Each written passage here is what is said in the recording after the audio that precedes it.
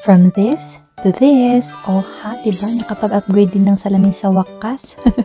Dalaga pala ako ay gamit ko na nga itong lumang salamin namin. Galing pa to sa naiwan ng kawork ko dati sa boarding house. Syempre, nangihinayang nga din ako bumili ng bago, and kung iwan ko lang din naman dun, o diba, iba rin lang naman ako. So, naiwan niya. So, ako na lang ang kumuha, diba? Wais yun.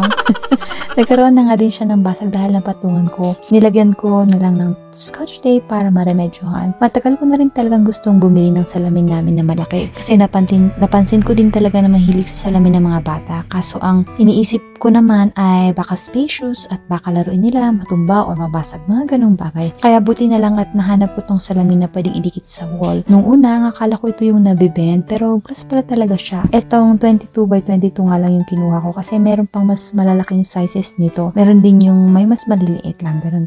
And natuwa nga rin ako kasi super secure naman yung pagkakapak ni sila dito. Kaya yun, hindi naman siya nabasag-basag. May mga kasama din para siyang pandikit. Nilagay ko na nga yung mga parang tape niya sa gilid-gilid, and isa-isa kong dinikit dito sa wall. Maaring mapaglagyan. Ayan yung medyo madalas naming nadadaanan, and may space nga din. Hindi na nga ako gumamit ng lapis o ruler para sukatin. Tansyahan na lang ginawa ko. Tamad yun.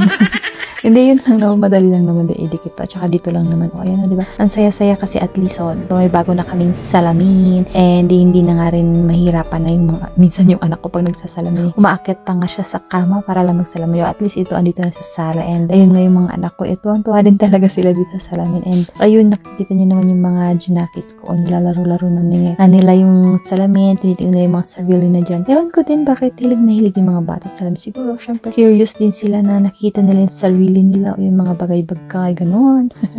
Parang yung mga pets din, di ba, pag nakikita nila yung sarili nila, super curious sila. So, ayun lang po, yan. Ito lang ang aming salamin serie vlog. Maraming salamat!